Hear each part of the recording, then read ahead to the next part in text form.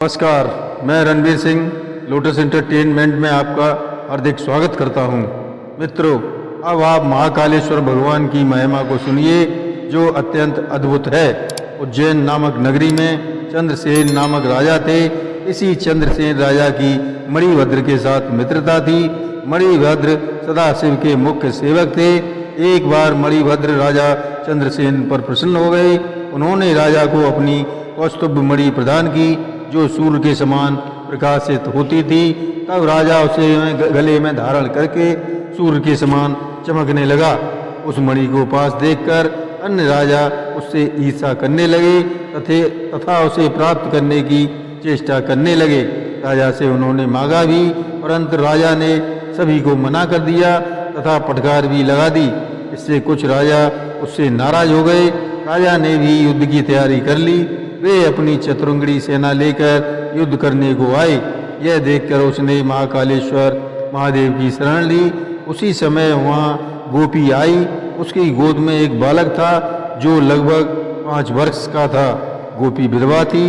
वे दोनों वहाँ बैठकर राजा का शिव पूजन देखने लगे। फिर पूजन को देखकर वह गोपी बालक को लेकर अपने घर आई। घर जाकर इस 5 वर्ष के बालक के मन में आया कि मैं भी राजा की भांति शिव जी का पूजन करूं। ऐसा विचार कर वह कहीं से एक पत्थर का टुकड़ा उठा लाया और दीप धूप नैवेद्य आदि का मन से ही ध्यान करके पूजन करने लगा। इतने में उसकी माता गोपी ने उसे स्नेहवश भोजन के लिए बुलाया, परंतु बालक शिव पूजन में मग्न था। माता को क्या पता था कि उसका पुत्र क्या कर रहा है। बालक ने माता की आवाज़ को सुना ही नहीं। इस पर माता स्वयं बालक को बुलाने गई। उसने देखा कि बालक आंखें बंद किए हुए आसन पर बैठा है।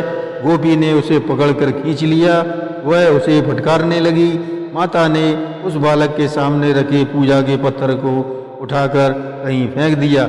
वह बालक को खींचकर घर ले गई। वह बालक शिव शिव कहता व्याकुल होकर पृथ्वी पर गिर पड़ा। उसके होश जाते रहे। यह देखकर उसकी माता के भी होश उड़ जाते हैं। उस समय में बालक को होश आया तो उसने देखा कि वह महाकाल के मंदिर में बैठा है। वहाँ भगवान शिव का रत्नमय ज्योतिर्लिंग स्थित है। ऐसा देखकर वह बारंबार शिव को प्रणाम करने लगा। फिर भगवान शिव का ध्यान करता हुआ वह भागकर अपने घर को गया।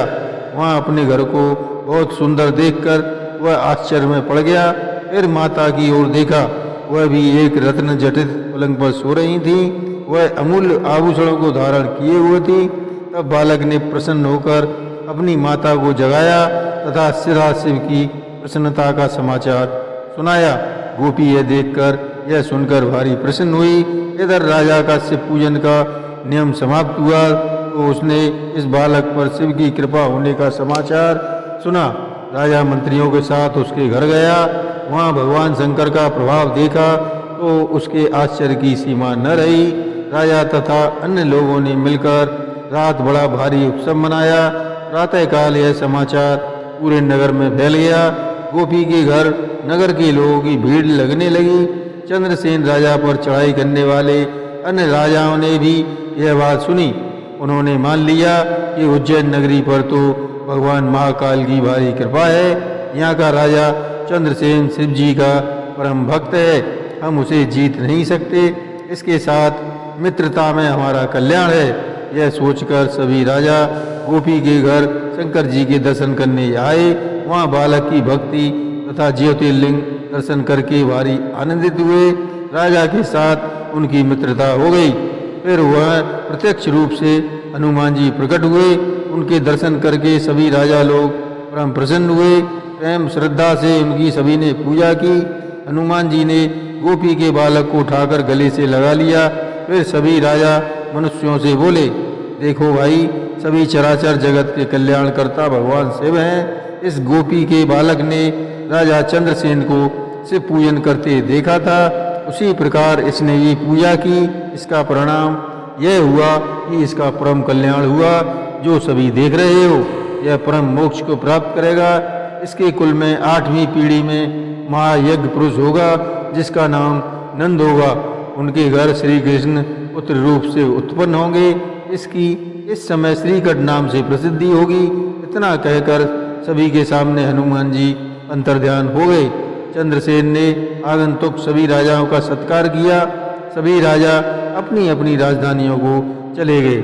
चंद्रशेखर तथा श्रीकट ने विधिपूर्वक भगवान शंकर की आराधना की।